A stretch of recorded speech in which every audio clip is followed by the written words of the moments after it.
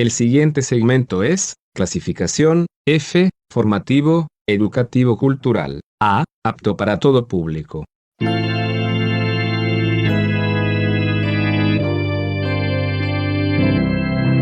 Bienvenido a Hora de Estudio Bíblico con nuestro maestro el Dr. Lehman Strauss.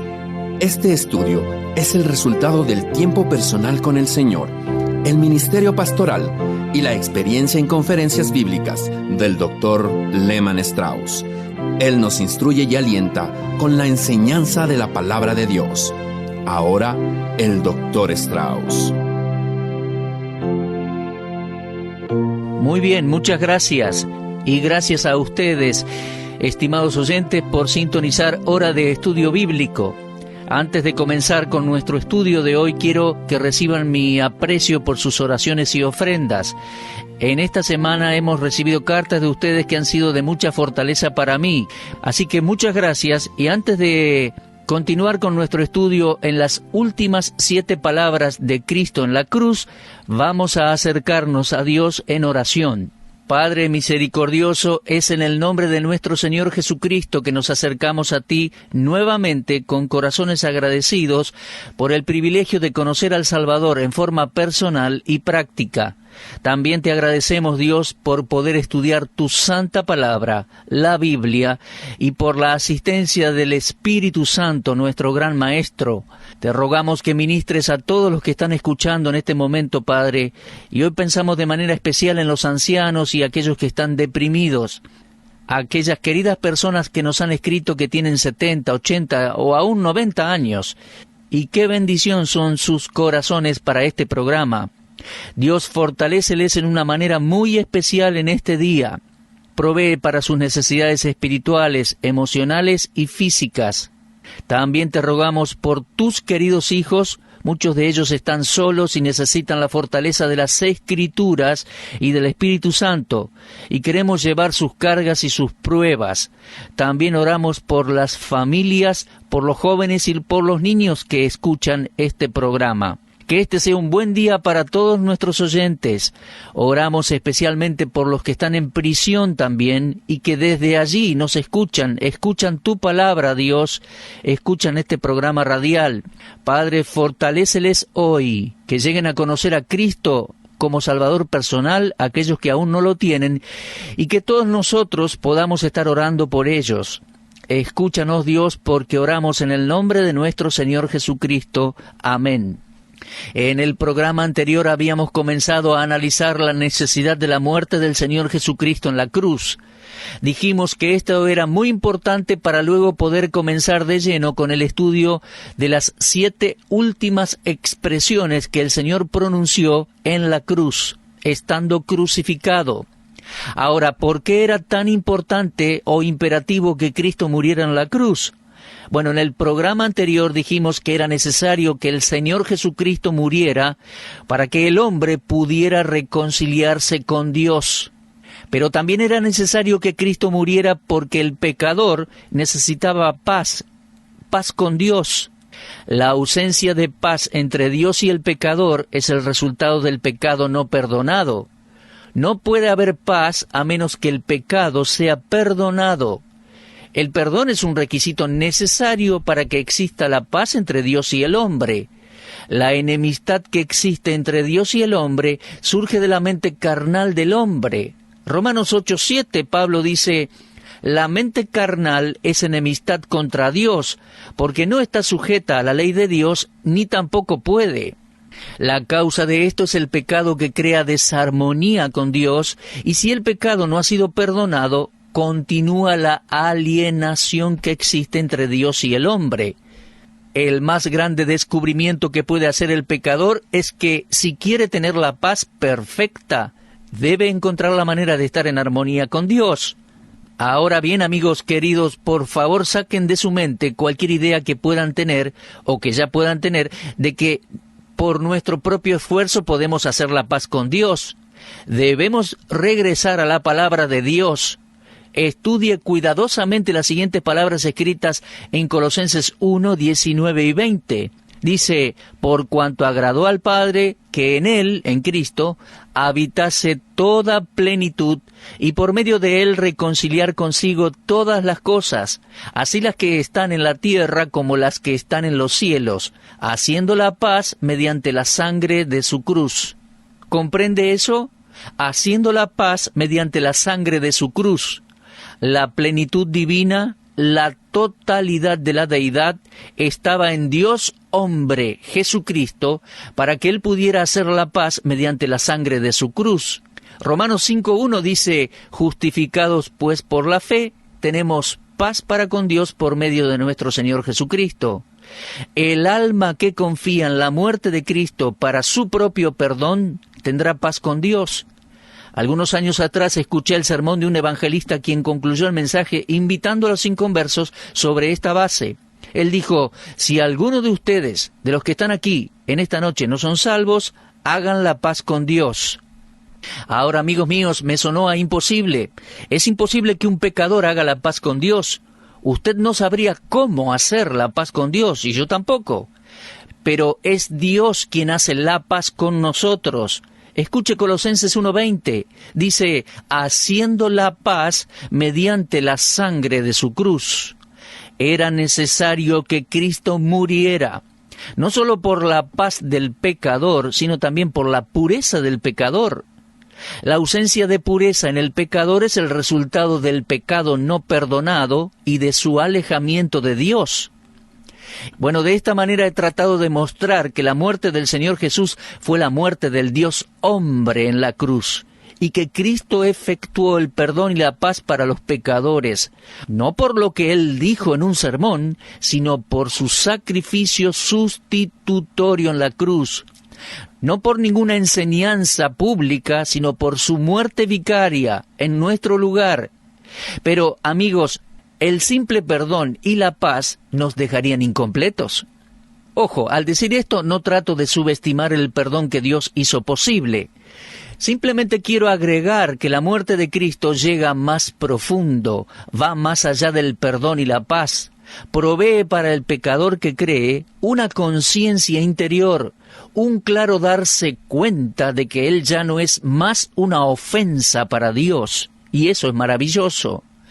Hebreos 9:14 dice, cuanto más la sangre de Cristo, el cual mediante el Espíritu Eterno se ofreció a sí mismo sin mancha a Dios, limpiará vuestras conciencias de obras muertas para que sirváis al Dios vivo. El pecador que cree y recibe el perdón y la paz, también recibe una conciencia limpia, algo que no poseía antes de ser salvo.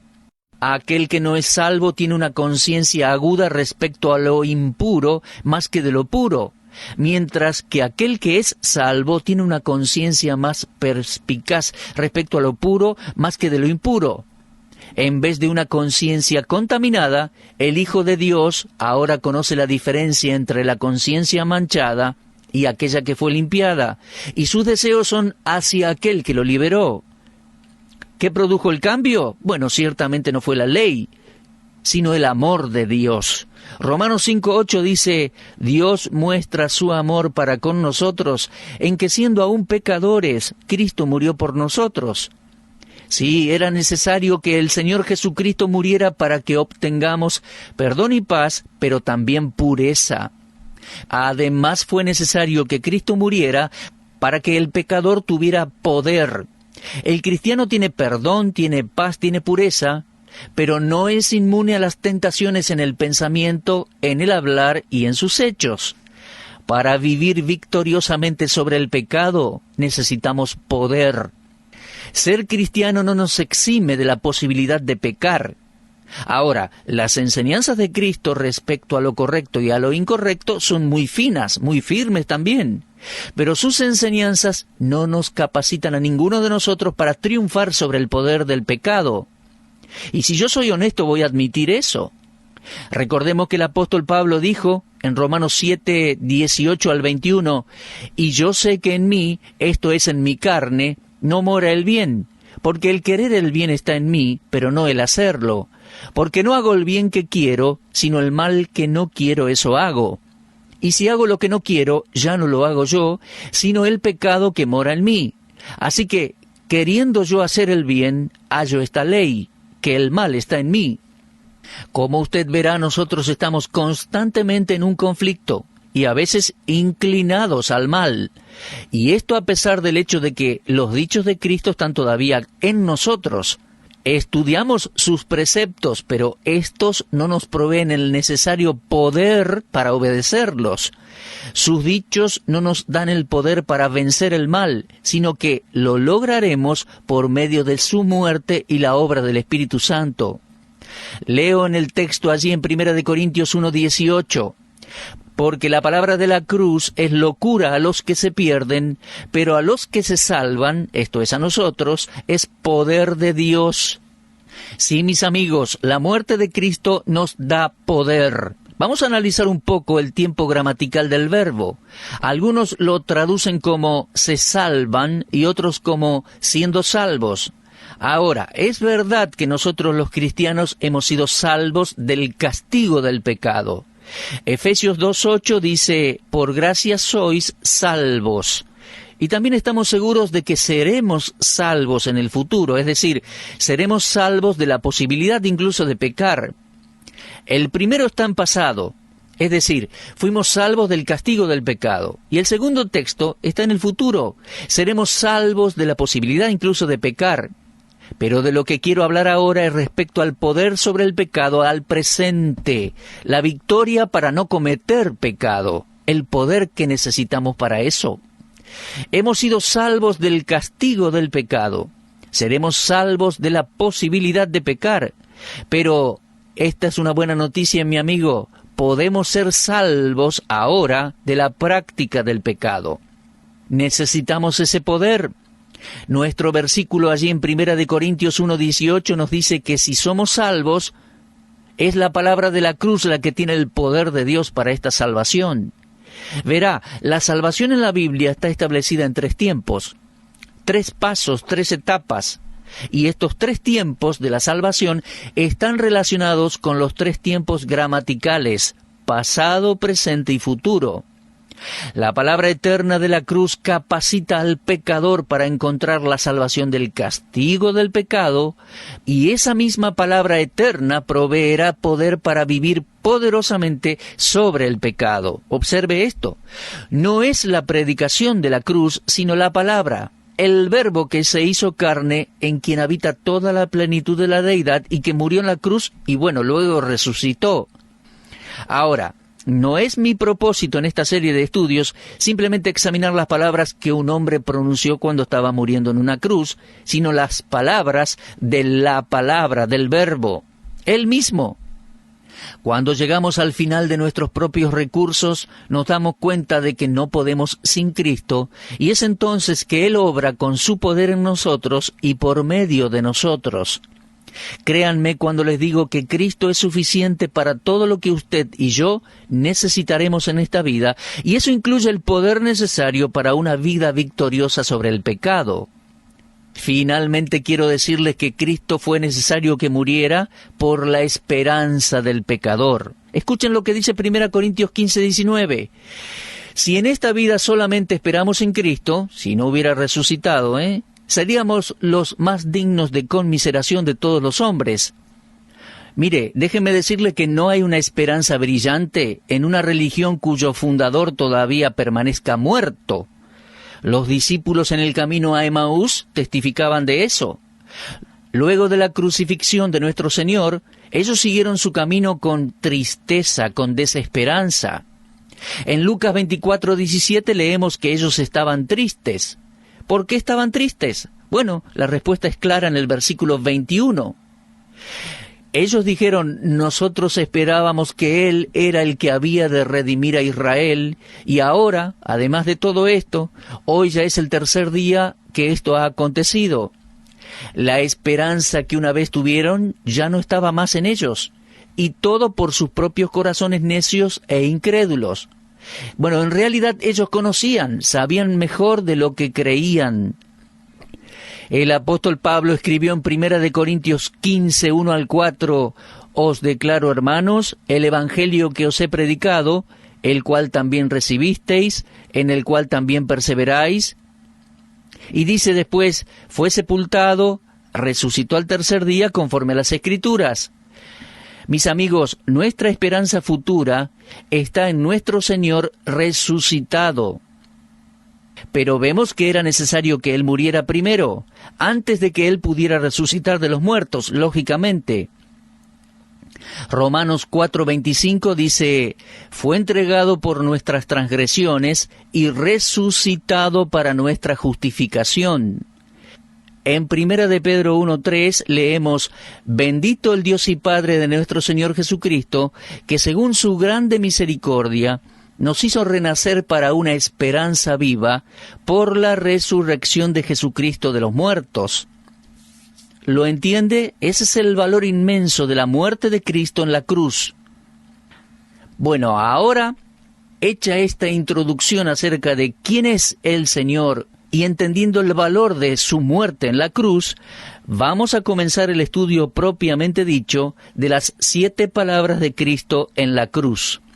La primera expresión que Cristo dijo estando crucificado, la tenemos en Lucas 23:34. Jesús decía, Padre, perdónalos porque no saben lo que hacen. Mientras nos acercamos al Salvador moribundo allí crucificado, captamos un poco de la gran carga que tenía en su corazón. No había resentimiento en estas palabras.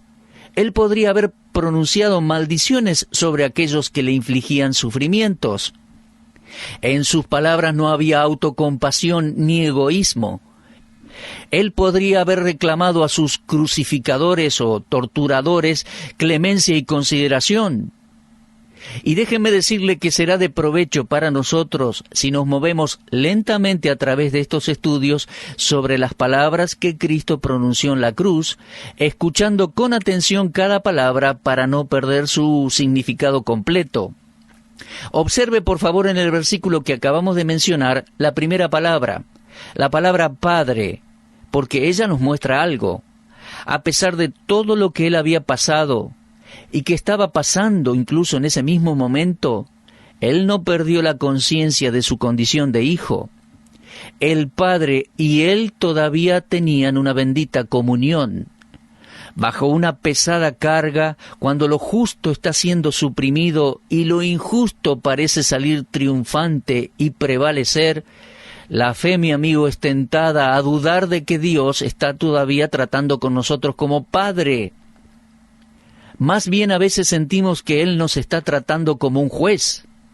A pesar de toda situación, el Señor Jesús no dejó de beneficiarse de la bendita relación que existía entre Él mismo y su Padre. Es significativo que su ministerio público comenzó orando al Padre, allá en Lucas 3:21, y finalizando allí en el momento de la cruz, vemos concluyendo su ministerio con oración. Fíjese, mi amigo, qué manera de comenzar y qué manera de terminar, en comunión bendita con el Padre Celestial, confiando en Él.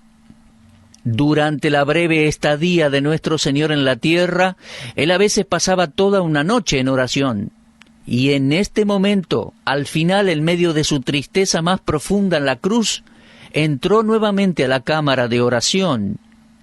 Y bendición de bendiciones, se nos permite escuchar lo que Él le dijo al Padre.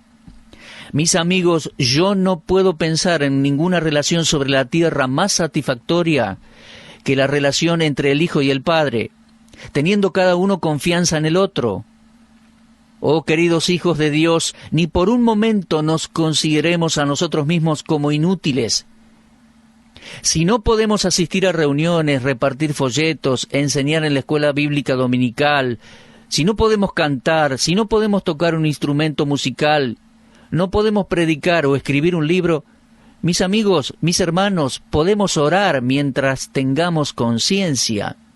Y le pido a todos los que escuchan este programa, si usted es un hijo de Dios, por favor, ¿pondría este programa y mi nombre en la lista de oración? Estoy felizmente sorprendido y algunas veces, debo confesarle, muy gozoso por el número de inconversos que escuchan este programa. Creo que hay una necesidad más profunda en el corazón de las personas por la palabra de Dios, no por la simple predicación, no por la exposición desde un púlpito o desde un micrófono, no por gritar o llorar, no por pedir dinero, sino por la simple y sencilla enseñanza, la exposición de la palabra de Dios. Por favor, entonces, ore por este ministerio. La oración eficaz del justo puede mucho, y lo podemos hacer hasta el último momento de nuestras vidas. Piense en el querido Señor Jesús en estos momentos de la muerte en la cruz, cuando Él ya era incapaz de moverse físicamente. Levantó su corazón y su voz en oración a su Padre a favor de otros.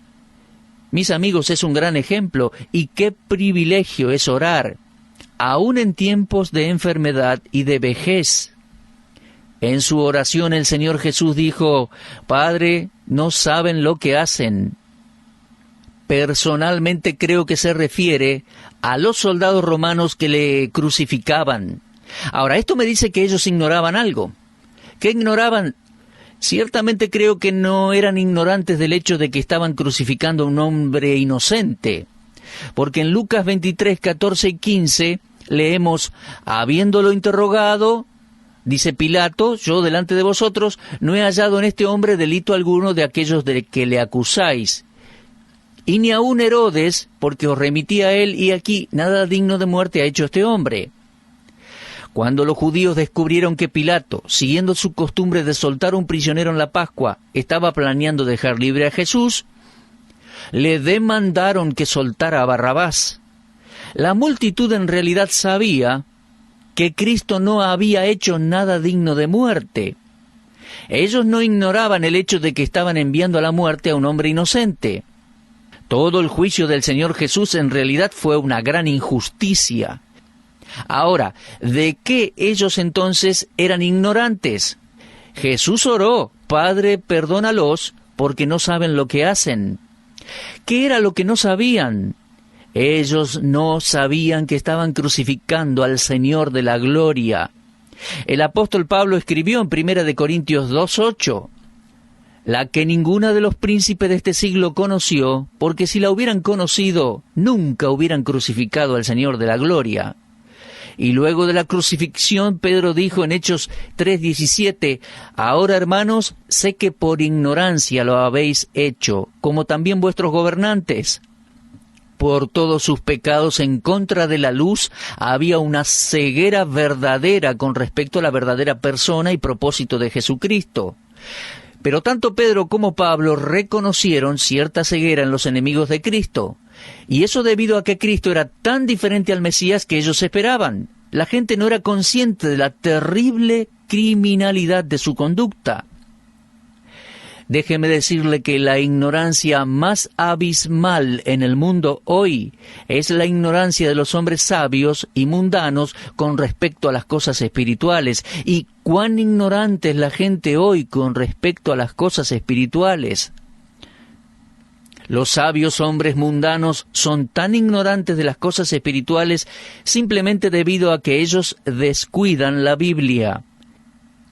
Cada día el hombre descubre algo nuevo de la creación de Dios, pero al mismo tiempo conoce tan poco respecto a Dios. Y aún hoy podemos ver la ceguera del pecado. Piensen en los judíos incrédulos. Leemos en 2 Corintios 3:14, el entendimiento de ellos se embotó, porque hasta el día de hoy, cuando leen el antiguo pacto, les queda el mismo velo no descubierto, el cual por Cristo es quitado. Y 2 Corintios 4:4 dice, en los cuales el Dios de este siglo cegó el entendimiento de los incrédulos, para que no les resplandezca la luz del Evangelio de la gloria de Cristo, el cual es la imagen de Dios. En estos días, cuando el conocimiento crece, y en verdad ha aumentado muchísimo, uno solo tiene que observar los grandes avances en cualquier campo de la ciencia para darse cuenta que lo espiritual, lo interior, no ha crecido en la misma proporción que lo externo.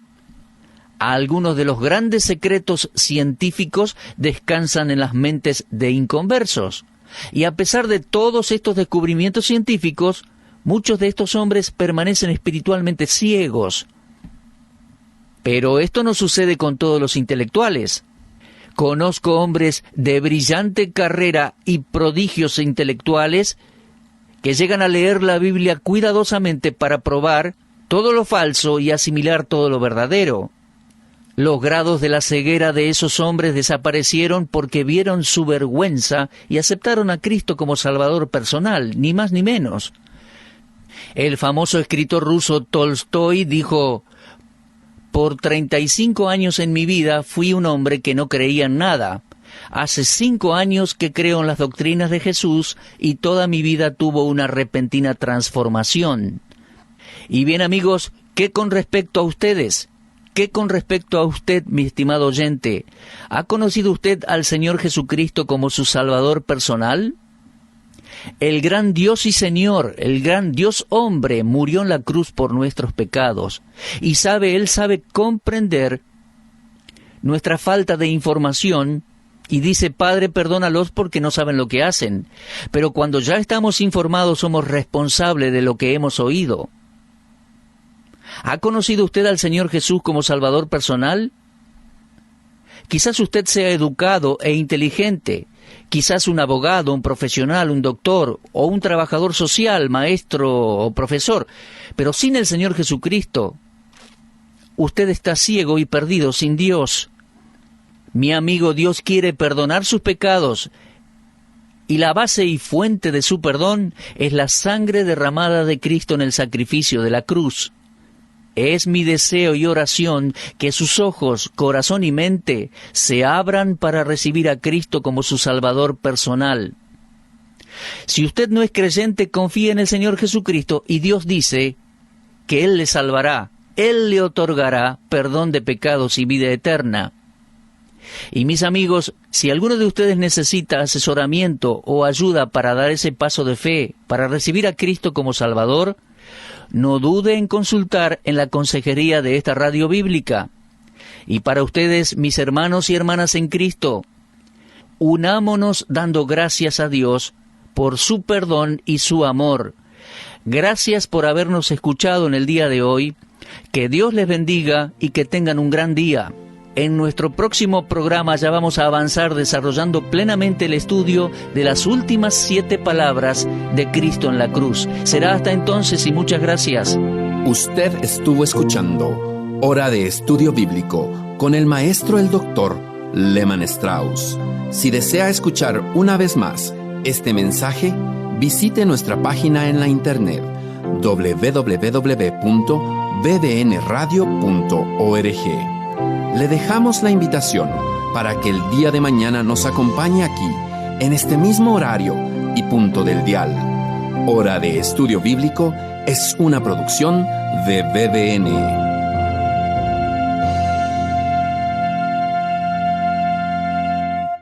Ingrese a nuestra sala de chat para hacer la consulta espiritual que desee.